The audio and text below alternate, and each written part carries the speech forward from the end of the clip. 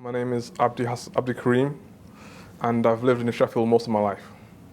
I started getting social anxiety back when I was in school, and I found it harder and harder to attend each day. And it carried on, and it affected me it affected me a lot, and it continued till when I still went to uni. I went to uni at Manchester, and I was suffering panic attacks when it was because it was a different place. I wasn't comfortable. I was out of place basically. Social anxiety is for me is what people think of as a normal activity. It's 10 times harder. It's you get your body, it reacts in the body. You get um, it really affects. It makes it troublesome. It makes it just a painful experience to do that task. So if I were to, for example, I'm going like a different city where I'm not comfortable with, I'd feel like I'd be feeling like to vomit up. I'd feel sweaty. I'd feel just uncomfortable the whole time on the train, on speaking to people I don't know. I would not know what to say. I'd rather avoid it. I'd rather escape. I'd rather flee from the situation. I've gone and sought help, even though the wait times were long, because a lot of community was using service.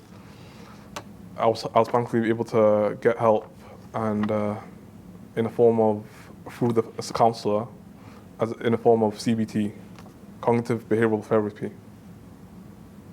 which has helped a lot in my life. I first seek support with the help of my aunt. I wasn't even able to go by myself. I had to get my aunt to help me, to give me the first push, and she helped me. She attended with me, and to book up the appointment. So the next time I went by myself. I was able to get through it, and the counsellor recommended different ways to help me. One of them was a stress course.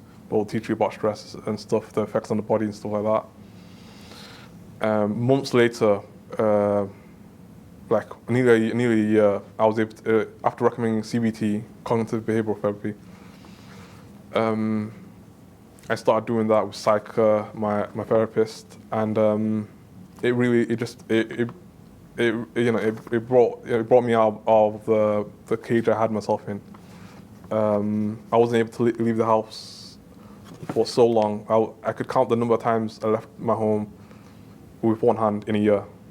So just the little steps she got me to do, it brought me back into society, and back to the shops, back to events, back to education. It just brought me back out. She taught me the effects of what social anxiety does to the person. She taught me what I could do to help myself. She gave me the tools basically to step by step make a plan for myself, even without going to CBT weekly. I could do it myself. I could make a task for myself. I could go to a shop. I could go to outside, just one step at a time, and it brought me out, and I continued to do it, and I've grown to where I can do other stuff where I wasn't able to imagine before.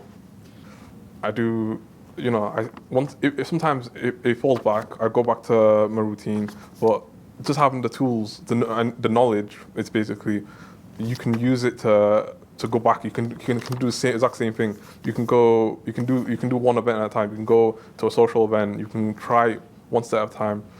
You can go like volunteering. Try a little bit. Just go and basically put in the effort to, if you know something, that if you take like one action in a week or two, it's all you need. It's basically one step at a time. That's why I say.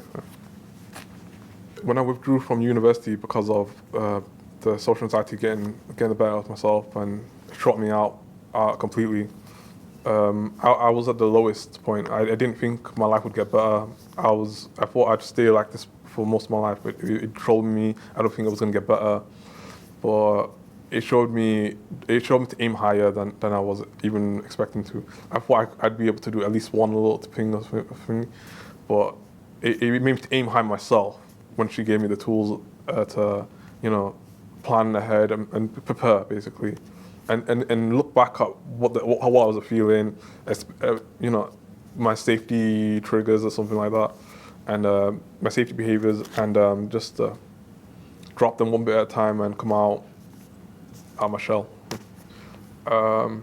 This was the first year I went back to education straight away after doing CBT. I attended a course to get me ready to go back to uni so I can actually achieve my goals the first time around while I was aiming social anxiety.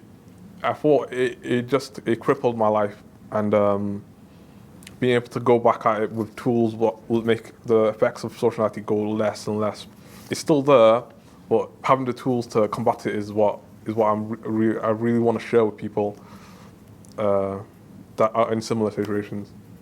I'd say reach out. Just the first step. If you do the first step, you don't know how far it can go. Don't expect all doom and gloom. Expect a different outcome for your life instead of just accepting how it is right now. Try and just the one step. If you do one step, I'm not guaranteed, but I hope that one step shows you that it can better your situation.